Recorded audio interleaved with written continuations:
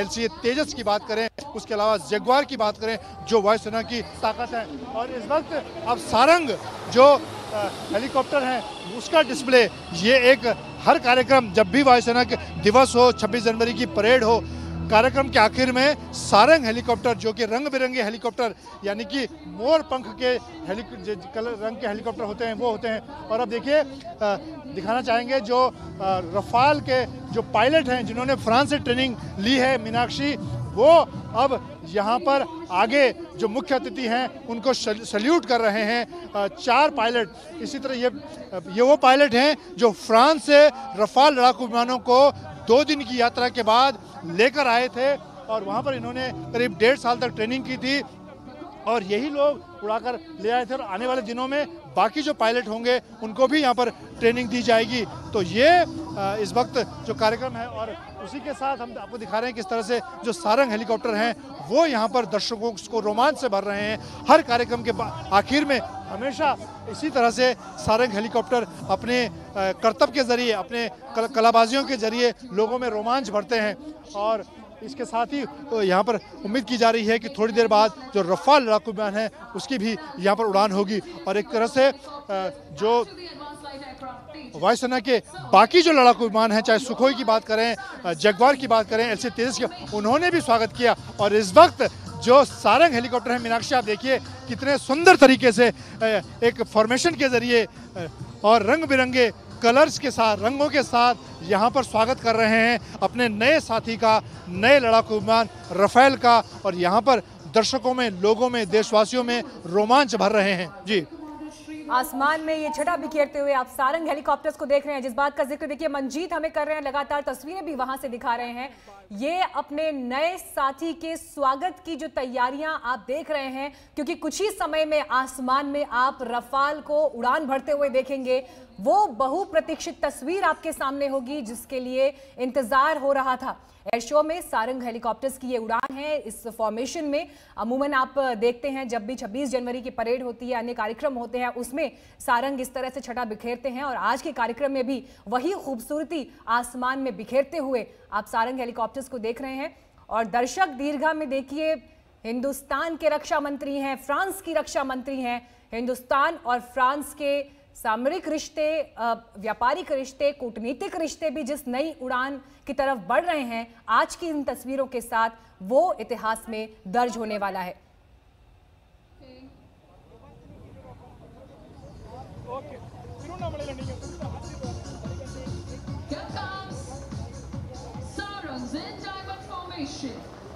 तो सर्वधर्म पूजा संपन्न हुई, उसके बाद एयर शो की शुरुआत हुई और वाटर कैनन का इस्तेमाल किया गया, जो अपने आप में एक परंपरा है। और पानी से आप ये समझ लीजिए जिस तरह से सलामी दी गई रफाल को, अब इंतजार है उड़ान का। और जो 5 रफाल विमान भारतीय वायुसेना में आज शामिल हो रहे हैं, कुछ ही पलों में आप उसे अंबाला एयरबेस के आसमान पर यूं ही उड़ान भरते हुए देखेंगे। लेकिन उससे पहले आप देख रहे हैं सारंग हेलीकॉप्टर्स के ये करतब। मंजीत, कितना समय और? देखिए बस ये आखिरी प्रस्तुति है यहाँ पर सारंग हेलीकॉप्टर की। हर कार्यक्रम के आखिर में इसी तरह से सारंग हेलीकॉप्टर अलग अलग करतब के जरिए, रंग बिरंगे जो सारंग हेलीकॉप्टर हैं वो उड़ान भरते हैं। और चाहे 26 जनवरी का मौका हो, वायु सेना दिवस का मौका हो, और यहाँ पर तो खास बात इसलिए है कि आज नए लड़ाकू विमान रफाल जो आने वाले दिनों में वायुसेना की मुख्य ताकत बनेगा, वो उसके स्वागत के लिए ये आसमान में झूम रहे हैं सारंग हेलीकॉप्टर। और थोड़ी देर बाद अभी जिस तरह से वाटर कैनन की सलामी रफाल लड़ाकू विमानों को दी गई, उसके बाद यहाँ पर अंबाला के आसमान में सभी को इंतजार है कि रफाल लड़ाकू विमान उड़ान भरें। हालांकि इससे पहले मीनाक्षी आपको याद होगा जब महीने भर पहले जब रफाल उड़ान फ्रांस से होते हुए, मुंबई के समंदर से होते हुए, आगरा होते हुए अंबाला पहुंचे थे, उस दौरान भी उन्होंने जब एक के बाद एक 5 रफाल लड़ाकू विमानों ने अंबाला एयरबेस पर लैंड हुए थे तो पूरा देश रोमांचित हो गया था। दुनिया भर में ये तस्वीरें दिखाई गई थी। और यहाँ पर उस दौरान पूरे देश ने देखा किस तरह से रफाल लड़ाकू विमान अंबाला एयरबेस पहुंचा था, जो कि भारत का सबसे पुराना एयरबेस है। और यहाँ पर पुराने जो विमान हैं उनको हटाकर अब जो गोल्डन एरो, नई जो एक स्क्वाड्रन के तौर पर रफाल को शामिल किया जा रहा है, उसका सब यहाँ पर स्वागत कर रहे हैं।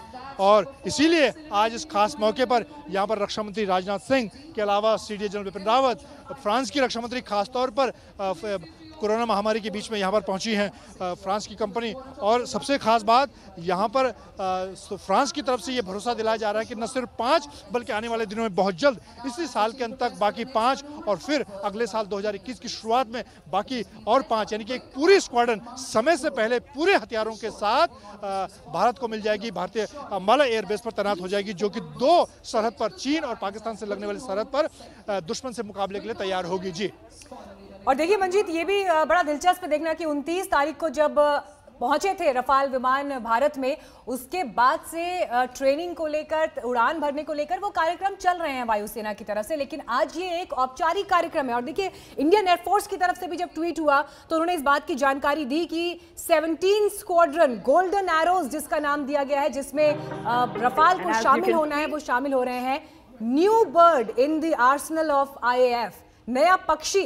लेकिन ये नया पक्षी जब आसमान में गर्जना भरता है मंजीत, देखिए न्यू बर्ड कहा है, इंडियन एयरफोर्स के ट्विटर प्रोफाइल से न्यू बर्ड इसे कहा गया है। लेकिन ये नया पक्षी जब आसमान में और वायुसेना के बेड़े में शामिल हो रहा है तो इसकी ताकत दुश्मन की नींव हिला देने के लिए काफी है। शब्द कम पड़ जाते हैं।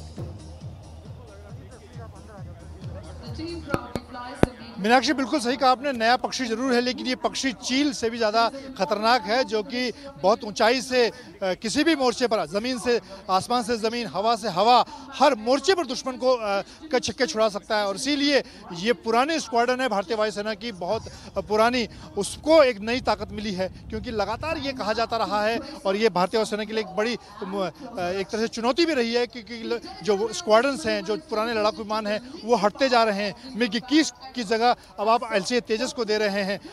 42 से 45 के बीच में वायुसेना की स्क्वाड्रन होनी चाहिए, लेकिन आज की तारीख में 30-32 से ज़्यादा स्क्वाड्रन नहीं है। ऐसे में जो वायुसैनिक हैं, जो पायलट हैं, जिनका भरोसा होता है, उनके लिए उनके भरोसे को कायम रखना, उनकी ताकत को कायम रखने के लिए इस नए पक्षी का, इस नए लड़ाकू विमान का जल्द आना और अपनी ताकत को दिखाना ज़रूरी था। इसीलिए आज वायुसेना के जो फाइटर पायलट हैं, वायुसेना के जो लोग हैं, उनमें एक भरोसा कायम हुआ है कि हमारे पास दुश्मन से मुकाबले के लिए दुनिया का सबसे बेहतरीन लड़ाकू विमान हमारे पास है।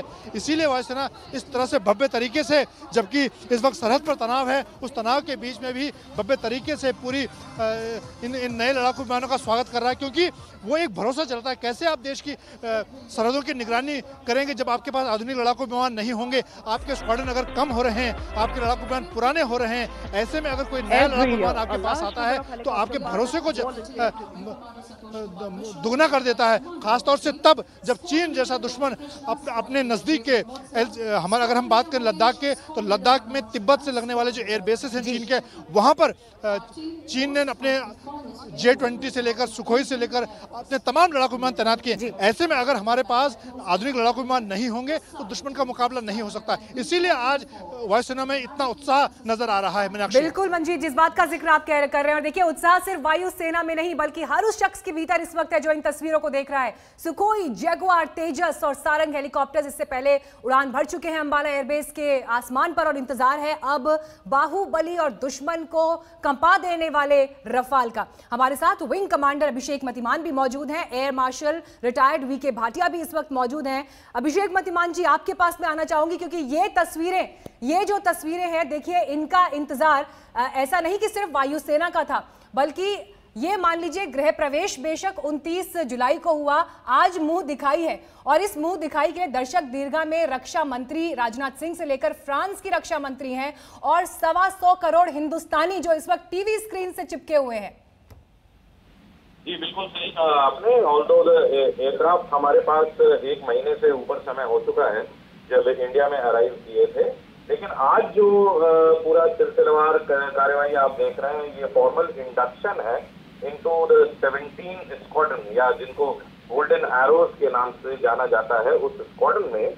अब इंडक्शन से पहले समझने वाली बात यह है कि पिछले 1 महीने में जो हमारे भारतीय वायुसेना के कॉम्बैट पायलट्स हैं, उन्होंने गहन प्रशिक्षण किया है इन एयरक्राफ्ट पे। बीच में आपने मीडिया के जरिए या वेरियस ओपन सोर्सेस से ये भी आपको पता चला होगा कि even line of actual control के आसपास के इलाके में जहां पर इस वक्त चीन के द्वारा इतनी गतिविधि की जा रही है और जहां पर हमें इतने मुश्किलात पेश आ रहे हैं, इवन उस फ्लाइंग एरिया में भी हमारे इंडियन एयरफोर्स पायलट्स ने राफेल्स को ले जाकर इनको जो अपना फेमिलराइजेशन सॉर्टीज करी है और in fact that includes air to air refuelling की एक्सरसाइज भी कंडक्ट करी है।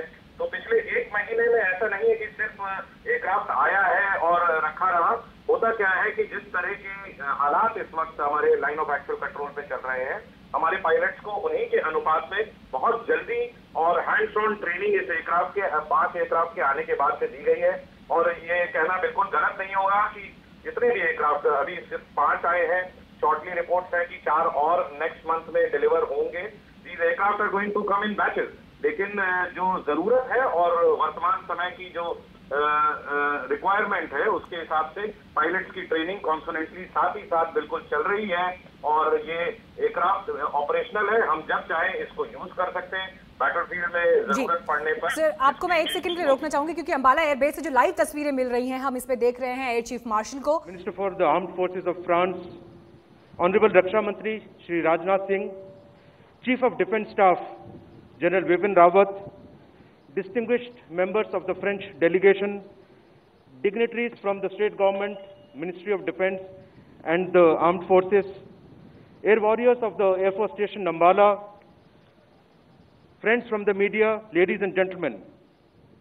It's a matter of great honor for me to welcome this august gathering to the formal induction ceremony of Rafale aircraft.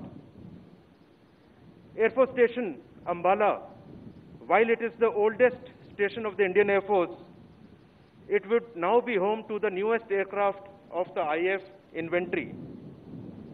We are adding a new chapter in Ambala's and Indian Air Force's glorious history by resurrecting the golden arrows at this base, from where they will have the ability to rapidly access our areas of interest. You all have witnessed Rafale aircraft take to the skies and demonstrate some of its maneuvers and agility. The full range of missions and the capability enhancement that this aircraft brings to the Indian Air Force is far more impressive.